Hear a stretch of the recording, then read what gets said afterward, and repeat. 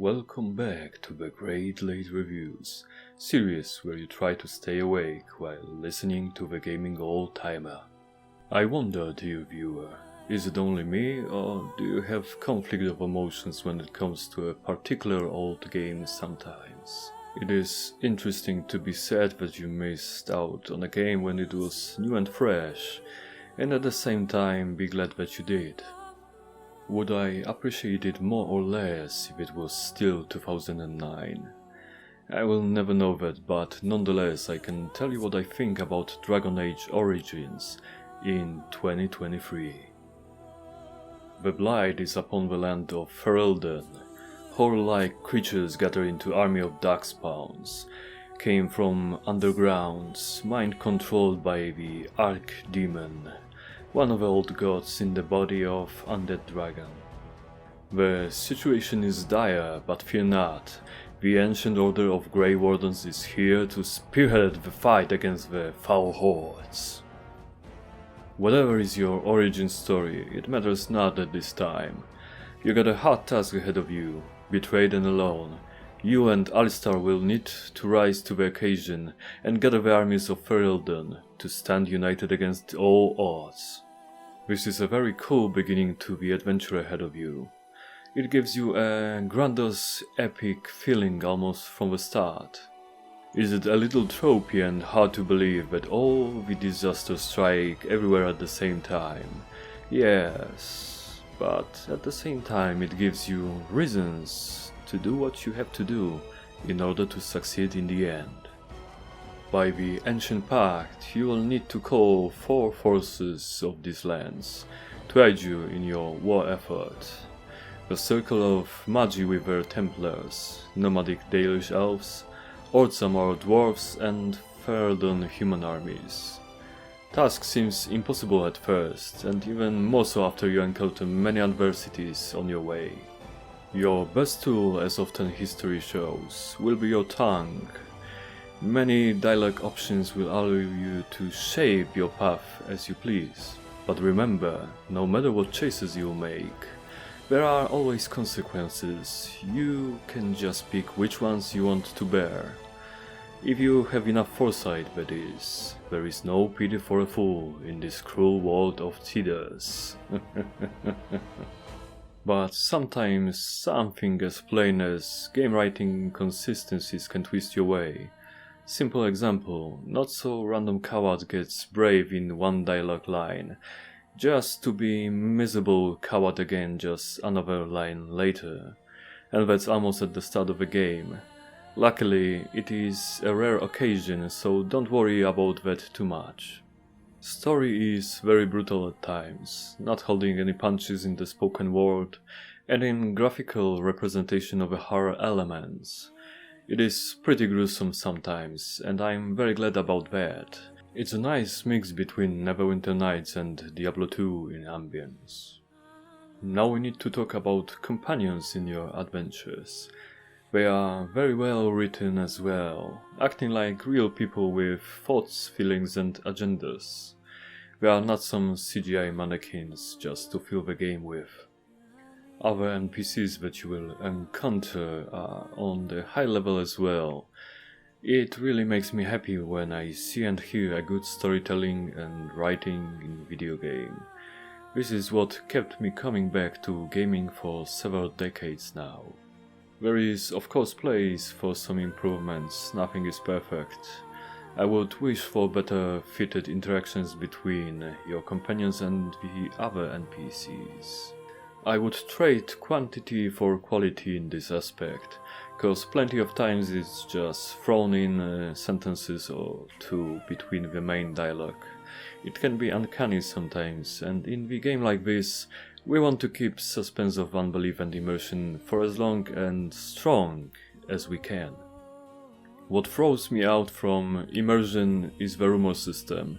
At first it was nice to hear rumors about events in the world, when you knew little about what is going on around, but when you hear rumor about your exploits from the person that's supposed to know you pretty well, that's some horseshit, let me tell you that much. What milds my frustration with those misplaced rumors is the moral choices that we have to make in the minor and major events. Some of them are not that obvious, and there is no clear good option in many occasions. Sometimes you just need to pick the least little cure, I guess. Not all the things in the story are serious and morbid. Writers found place for some funny and light-hearted references to other pieces of pop culture. That reminds me a little bit of Fallout series, but in more minimalistic way, with very rare random encounters. Not funny for sure was Dwarf caste system, which reminded me of the very worst aspects of societies, but I guess that was the purpose of that. Good thing that the underground areas you get to explore outside Ultima are classical tunnels filled with enemies. It feels good to get back to the roots of RPG systems and just have some fun in the underground, just like Donald in well-known Scottish song. The story pieces together nicely in the chapter, after you got all of ally agencies agreed to fight the Blight at your side. After you get through the city chapter, there is Landsmeet to conclude, where your rhetoric and persuasion metal will be tested. No matter the outcome, you're gonna fight the Horde with Archdemon at the helm. Even during military operations, you're gonna need to make plenty of moral choices that affect your tactics and maneuvers. This is very good decision by BioWare. Too many times in video games the hardships of decision making during heavy fights are forgotten, to the detriment of picturing war accurately. Game designers really deserve bravas at this point, but at the same time I need to criticize them for too many inspirations from Lord of the Rings in Origins and Matrix in Awakening. Come on guys, do your homework on your own. Enchantment? So, as I mentioned beforehand, the game is very story-driven, as it should be, so big chunk of your game time will be spent in the dialogue screens. They are well made without any redundant elements, just as classic computer RPGs taught us to expect. What I need to praise above all, and what left me most impressed, was combat. I haven't seen such well-made tactical real-time combat with pause since Neverwinter Nights, developed by BioWare as well. I guess they are masters of that kind of magic, and I'm not talking about arcane arts. Well, I guess good combat design and engineering in video games is a kind of supernatural element in our world that we cannot logically explain, but we can feel it for sure. Programmable tactics remind me of many hours I spent in Tell Me When, logic interface add-on for World of Warcraft. You do not need to manually order your companions around, you can set them with number of logical conditions to follow, and they will do just fine. This opens you to play how you want. I even installed mod for this game, so my controlled character follows tactics as well. Fans of programming and robotics will be very satisfied here. I think someone else entirely was responsible for programming behaviors outside of combat. There is no automation when it comes to picking locks. You need to select your most skilled rogue every time. It is really annoying and could use quality of life improvement. Normal side quests are very fine, but the additional ones from bots, sacks and factions and PCs remind me of filler quests from Skyrim, and I have a feeling that they are even worse here. After only a few I stopped to bother with them, as it just took from my epic adventures and added nothing. Speaking of epic, the exploration in Dragon Age Origins is not epic at all. Locations are small and very linear, with not many forks to delve into. This is engine limitation for sure, of which we will talk later on. Throw me sideways, who the hell was responsible for the puzzles in this game?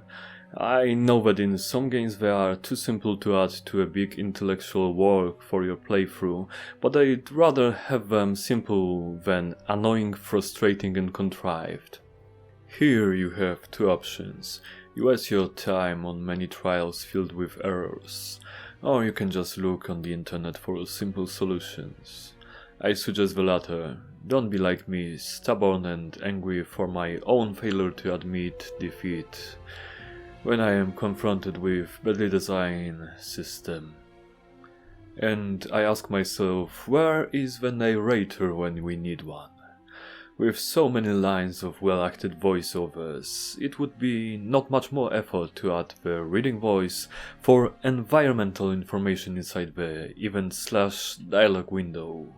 Am I the crazy one here, cause all of the RPGs do that, and I don't know why when it works so well in many adventure games. Let's get to what is really important when it comes to RPG gameplay, and that is your character customization.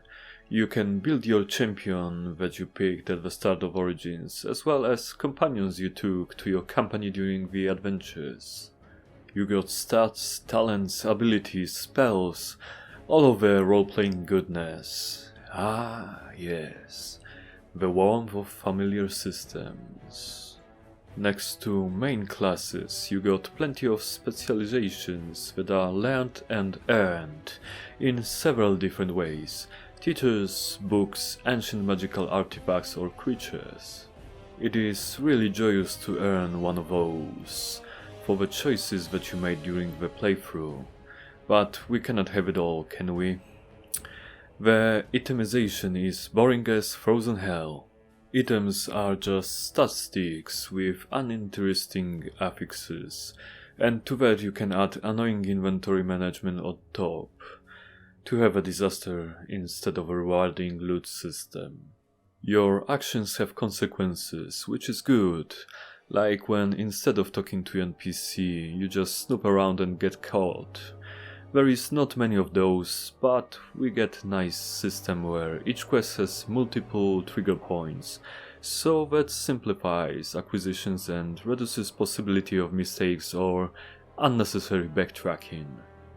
We even got nice gameplay decision making, like the choice between Prison Breakout and Prison Break-In.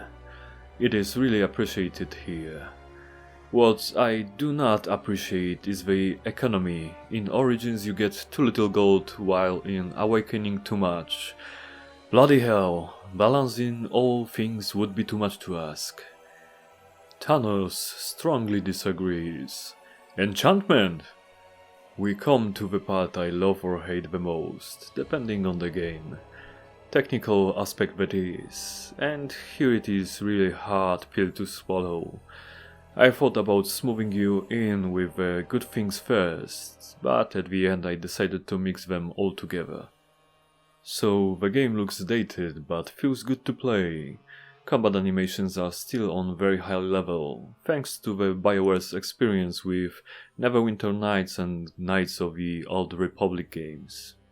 Some of the enemy death animations remind me of Fallout 1 and 2 again, but the lack of model variety when it comes to NPCs reminds me of limitations of old good RPGs.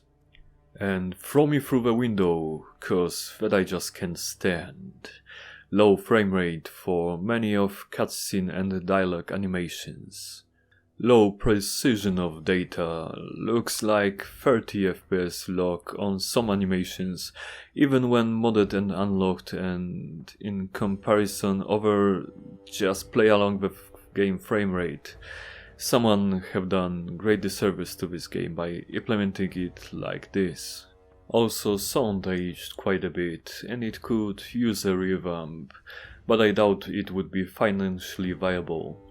They would need to remake the whole game and sell it for a full price, like we see oftentimes nowadays.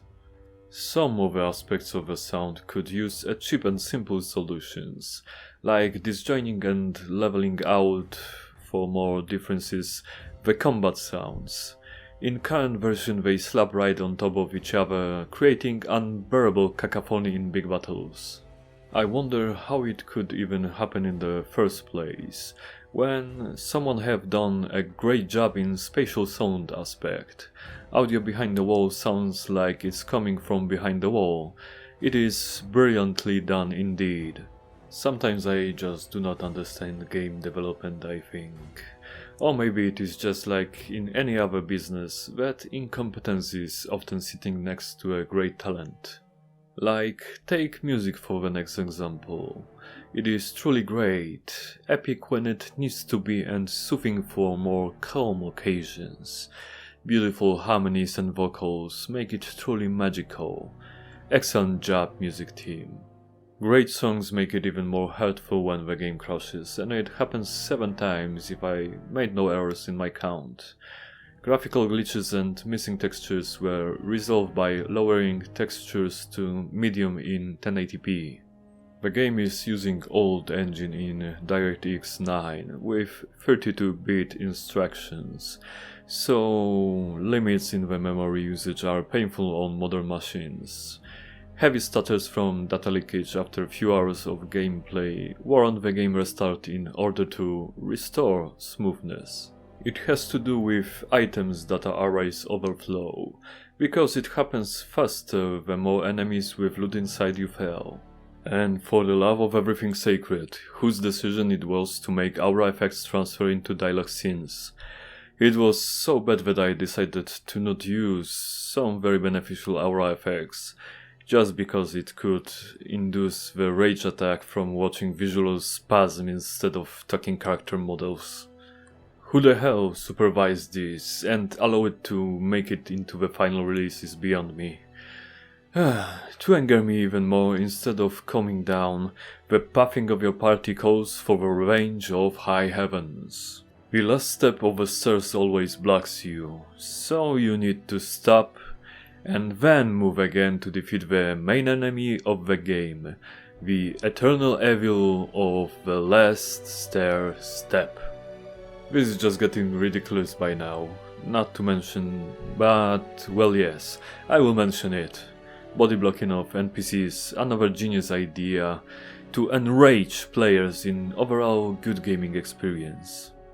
Another insult to injury is the errors in some quest scripts that require you to look for a workaround on the internet. Yes, I am looking at you, soldier speak.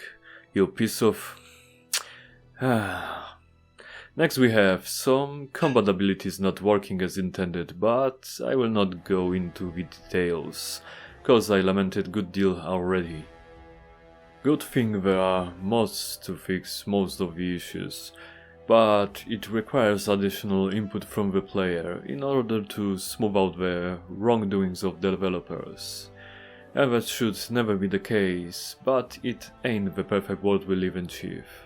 Despite all of those unkind words just moments ago, Dragon Age Origins is a very good game that you can buy for pennies on various sales.